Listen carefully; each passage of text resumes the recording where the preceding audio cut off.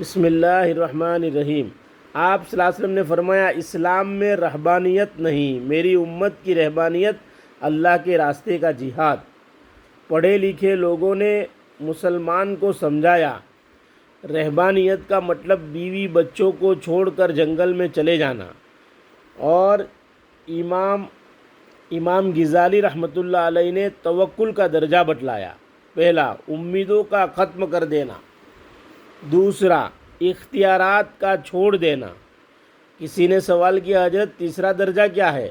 امام صاحب نے کہا، تیسرے درجے کو وہ سمجھے گا جو دوسرے درجے پر پہنچے گا۔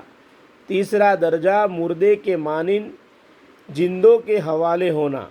اب آپ ہی فیصلہ کریں، رہبانیت کا مطلب کیا بنے؟ قتال سے مقصد شہادت ہے، نہ مال، نہ حکومت، نہ اقتدار۔ پھر رہبانیت کا مطلب جہاد کیسے ہوا؟ راہب اس شخص کو کہتے ہیں جو اپنے مقدر کی روزی حاصل کرنے کے لیے کائنات کی شکلوں کا اختیار بھی نہ کرے اور حضور صلی اللہ علیہ وسلم والے اعمال کا بھی اختیار نہ کرے، ایسے شخص کو راہب کہتے ہیں۔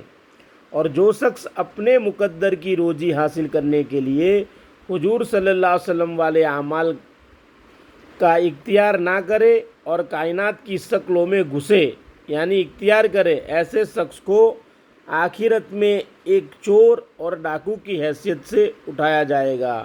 عمر رضی اللہ تعالیٰ عنہ کا قول ہے، بندے اور روزی کے درمیان ایک پردہ ہے، بندہ صبر سے کام لیتا ہے تو وہ روزی اس تک پہنچ کر رہتی ہے، اور جب بندہ جلد بازی سے کام لیتا ہے تو اس پردے کو پھاڑ دیتا ہے۔ مقداد رضی اللہ تعالیٰ عنہ نے صبر سے کام لیا۔ طہارت کے وقت چوہا اشرفی کی شکل میں روزی پہنچا گیا۔ ابو درداء رضی اللہ تعالیٰ عنہ کے تکیے کے نیچے 400 اشرفیاں ظاہر ہوئی۔ قرآن سیرت شاہد ہے۔